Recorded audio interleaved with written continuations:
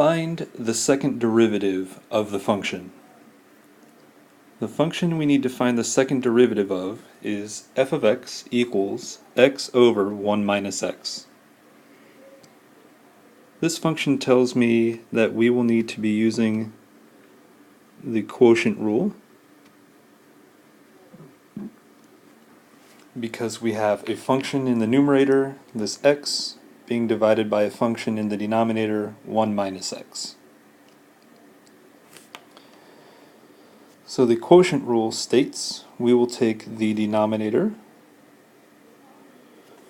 and multiply it by the derivative of the numerator,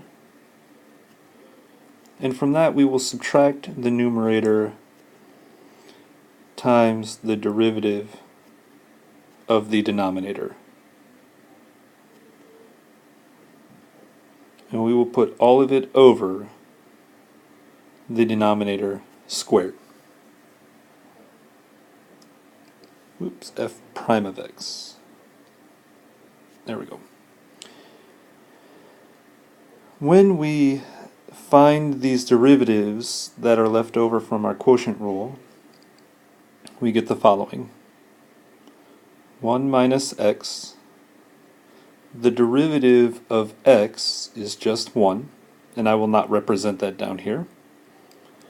But we will subtract x times the derivative of 1 minus x. By using the power rule, the derivative of 1 minus x is just negative 1. And all of that is over 1 minus x, the quantity squared. It is in our best interest to simplify this fraction as best we can. So this fraction in the numerator turns into 1 minus x, and when you multiply these two things together, the negative x minus 1, you get positive x.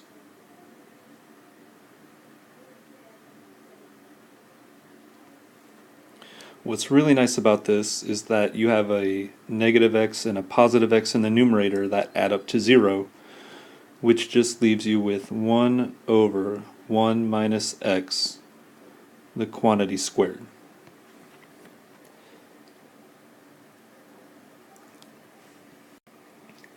From the previous slide, we have the first derivative equaling 1 over 1 minus x, the quantity squared. Now you could go through and do the quotient rule again and trudge through that method. Or you could notice that this can be rewritten as 1 minus x to the negative 2 power. And this allows us to use the chain rule to figure out the next derivative. So the second derivative of this function means we just take the derivative of the first derivative. So we know the first derivative is this, we just need to find the derivative of this. We have an inside, which is 1 minus x, and we have an outside, which is a power negative 2. So we will take the derivative of the derivative to get the second derivative. We take the derivative of this negative 2 power, subtract 1 from the power, and leave the insides alone. Then what we do is we take the derivative of what's on the inside. The derivative of 1 minus x, using power rule, is just negative 1. Now in our final answers we do not want negative exponents, so I'm going to move all of this back to the denominator. So we will have negative 2 times negative 1 all over 1 minus x to the third power. And then I'm going to simplify these to negative 2 times negative 1. If you have two constants, multiply them together.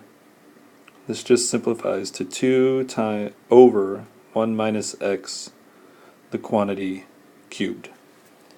There's the second derivative for the original function